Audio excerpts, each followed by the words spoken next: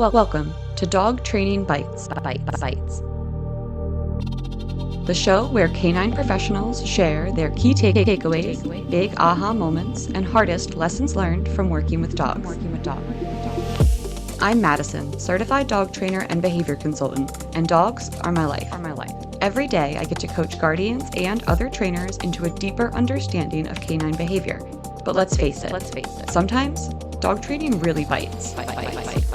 And that's okay, because when it does, we learn a lot.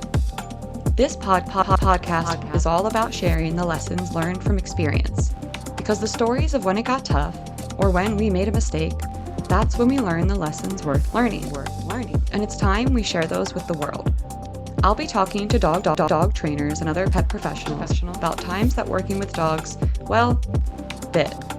Not literally. Maybe literally. What's most important here on this show, what did they walk away with? What did they learn? How did it shape their approach today? Welcome to Dog Training Bytes, the show where pet professionals share personal lessons that you won't find in any textbook. Today, I'm speaking with someone who I've known for quite a while now, Jenny Sims. Hi, Jenny. I'm so excited to have you. Hi, Madison. Thank you so much for having me. I am so excited to be here. I'm feeling very important right now on my first podcast. You are very important. And I'm actually having to pause now and think how long we have known each other. And I think we're getting over 2 years. Definitely over 2 years, possibly even going on 3 at this point. Yeah, well, I met you through Jerry, and I've been with Jerry for a couple of years, over a couple years. Yeah. Wow, where has the I time know. go? I know. So Jenny, can you tell the dog people out there about your personal dog or dogs in your pack right now? Yeah, I would love to. So, Chanel, she goes by Nellie for short, is a Boston Terrier Australian cattle dog, border They can't see collie. my face out here. Mwah. I'm like, "Oh, I love Nellie. She's such a she's She's, so I special." know, she's a special girl. She's my heart dog. I got her at a time in my life. Anyway, well, she's 10 years old. So, and I got her in a time of my life. It's just so like I needed her. I don't know how to explain it other than You've she's been been through a through lot everything. together. Yeah, like, you guys have really carried each other through a lot.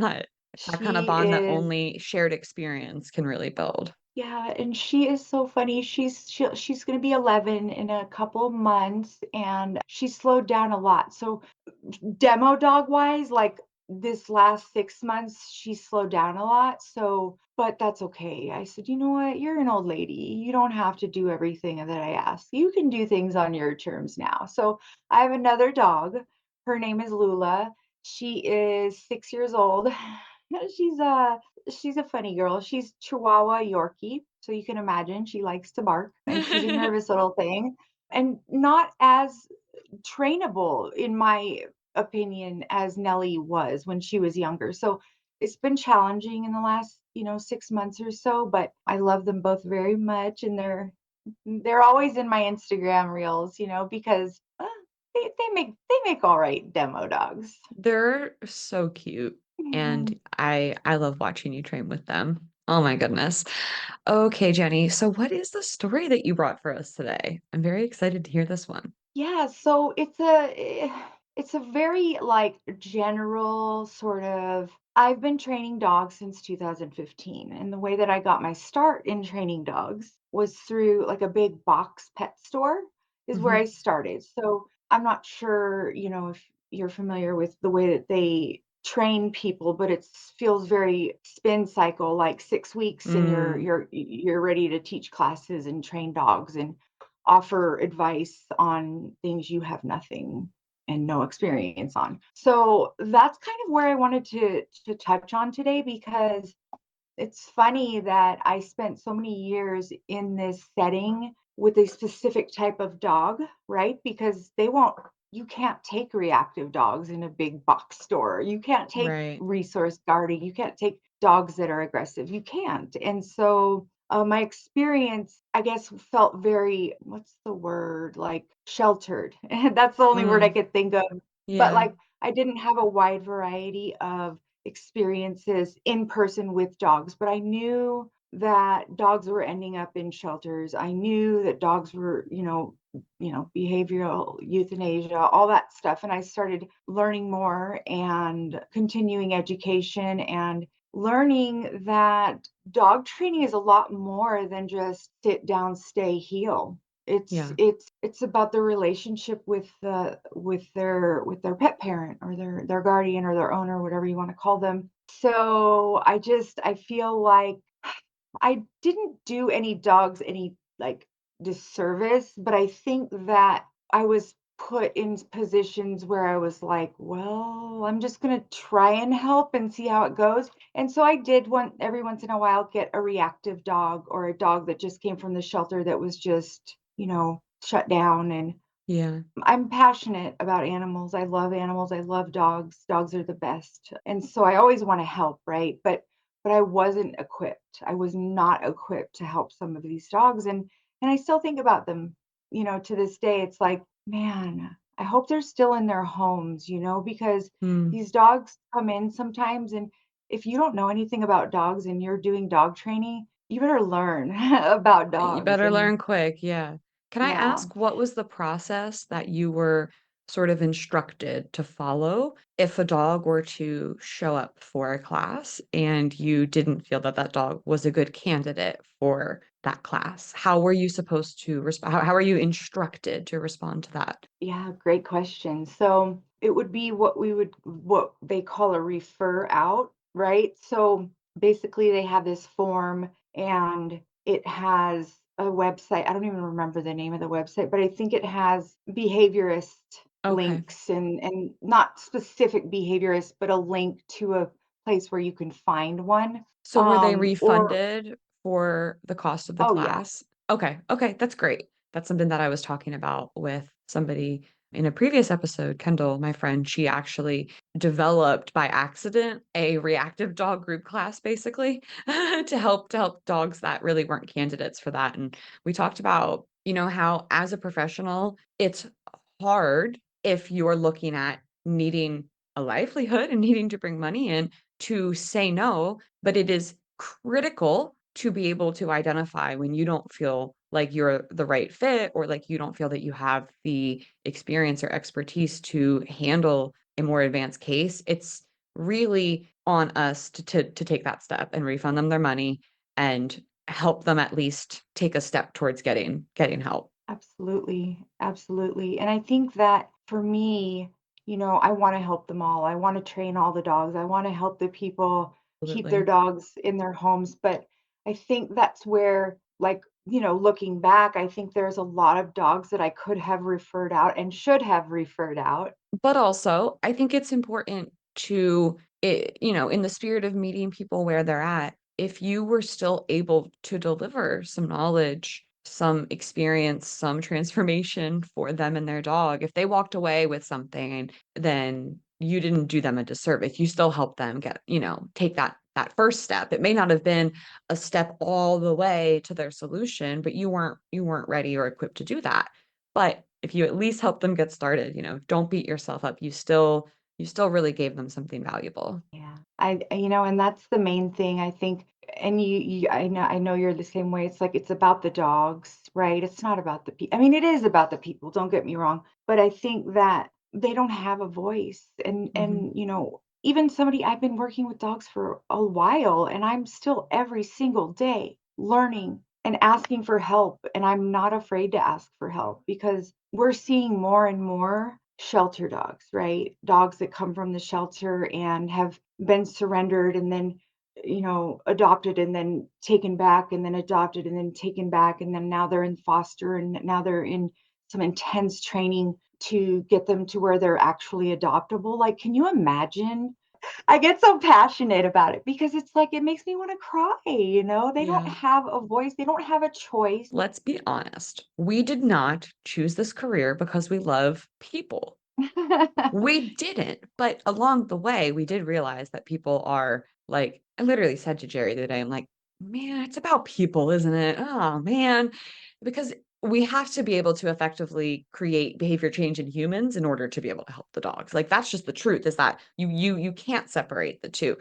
But you're right. our heart is in helping these animals. And I think it's also important to assume positive intent in that, like, just assuming that each human that comes to you just doesn't know, just doesn't understand, and that if they understood their dog a little bit better, that they would be sort of making the choices that you think are the right choices.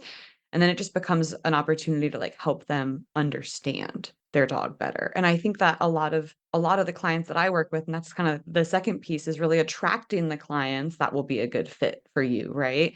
So, like, I want to work with people who are actively seeking to understand their dog better. So that's how I try and attract those people to me, because those are the people that I believe my style of training can help the best. Right. Yeah, I agree. I think that it's like you said, it's like, maybe when I first started working with dogs, it was all about playing with puppies, right? That's what everybody thinks. It's all about you're just teaching them tricks and teaching them how to shake and stuff. And Mhm. like I think that in a perfect world, that would be it, right? I think my main thing is like it wasn't for the people. It was not for the people, but I've made some of the best friends in my Yeah, entire life as an adult through dog training, through clients that were absolutely. just clients, and now they're, like, literally my best friends, like, literally. So, I owe a lot to the place that offered me that job. They're like, "Well, we need a groomer and we need a dog trainer," and I was like, I shoulda chose dog groomer," No, my gosh, because no, you're gonna I hear know, me I'm tell just you, kidding. grooming is so much harder. Like, I I give know, so but much props to all the groomers, because what they do is so hard. I did it for a period of time, and I will never step into that world again. no, I joke when I say that because it's all hard. Working with another species is hard, right? And if you Yeah. refuse to learn and you refuse to look at the dog as an individual, right? You're going to be in trouble. But I am grateful for the path that I chose because I feel like at that time in my life, it was what is my purpose, right? What am I going to do with my life? And so I've seemed to have found it. I love to continue my education. I love having friends and colleagues that also work with dogs that Yeah. I can just nerd out on dog stuff All the and time. I mean, that's what we're doing super now. valuable. Yeah. So, what would you say to somebody who, I don't know, maybe was interested in dabbling in some dog training? Maybe they saw a help wanted flyer when they were picking up kibble at the dog store the last time. What would you, I don't know, what would you maybe wish that somebody had said to you on, like, your first day, your very, very first day? What, 9 years later? What would you say Right. to 9 years ago you on day one? A lot of things, but I think the thing that comes to mind is that it's okay to not know everything, but if you don't know, you need to either ask or you need to find out yourself, right? You need to find out like Google or I think that when we start, we're like so green, right? They call it green because you're like Yeah, all excited and fresh and young. And so I think being passionate about it comes with time, but it also comes with a lot of work. Because like I've spent so much time, money, energy that the place that I started at could never have given me ever. yeah, So yeah. I think that that's a big thing. It's a great way to get your foot in the door and get a steady paycheck and but if you truly want to help dogs, you've got to educate yourself because nobody's going to do it for you. And what does that look like for you in your sort of life and career? For me, that was just doing, continuing education classes, certification, and I think getting hands on leashes at shelters and rescues and volunteering your time. Like, I think it's okay in the first 1 to 3 years of developing a new craft to be uncomfortable with the amount of time that you're giving, especially, if you can find somewhere really worthwhile to give it, then you don't have to feel uncomfortable about it, right? I'm talking about giving out free training in your community and to your friends and family. But if you have, like, a rescue or shelter that you can partner with, you can get a crazy amount of experience and knowledge and learn so many different dogs and really benefit your community at the same time. But what do you think is kind of the other elements in there? So I do think that the actual working with the dogs is something that cannot be replaced, right? You need that experience. But I think, like you said, the continuing education, like I didn't even really think about it at all until like 5 years in.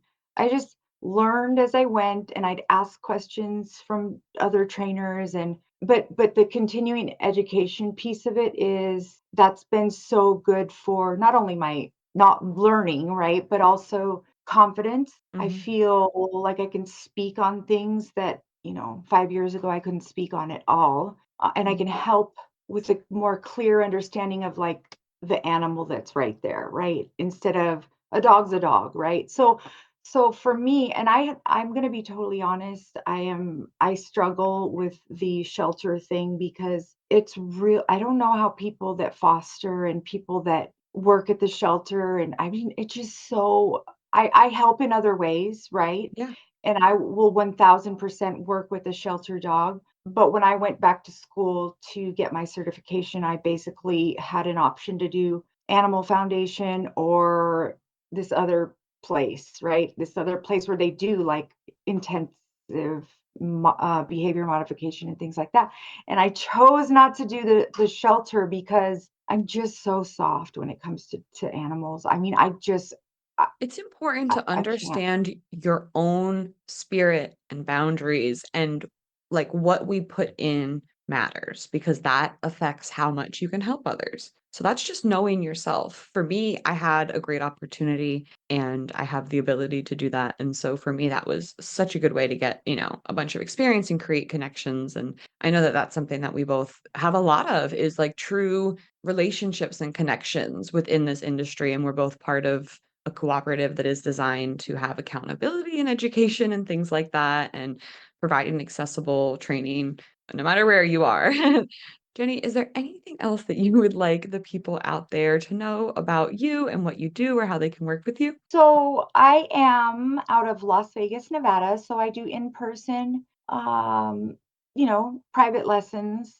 I will at some point be doing or offering group classes like AKC trick Cool. Yeah. classes, Yeah. CGC classes. Oh, I love Uh, that. s- yes, I love it. So I'm a CGC evaluator. I just haven't really had an opportunity to like have a whole group of people that were at the same spot ready. So I'm Yeah. very excited about that. So in person, private, right? And then Tulsa Pack. You Yeah. can find me on Virtually Tulsa Pack virtually. We do and virtual, we hybrid. do hybrid. Yep. And yeah, I'm on Instagram. So you can find my handle is at dog.life.balance.vegas. Yep. So that's basically it. Well, thank you so much. And you can connect with Jenny, as she said, on Instagram at dog.life.balance.vegas. And you can find more information and a link to her work in the show notes. Thanks for joining us in the world of Dog Training Bites, where every challenge brings a lesson worth sinking our teeth into. See you next time. Dog Training Bites was created, produced, and edited by Mattison Simpson. You can connect with me on Instagram at Dog Training Bytes, that's BYTES, and at Freed by Training. For information on today's guest and resources for help with your dog or dog training education, visit www.dogtrainingbytes.stream. Looking for more? Listen to my other show, Unpacked, a clinical dog training podcast co-hosted by Sailor Jerry the Dog Trainer and produced by Straight Up Dog Talk, LLC.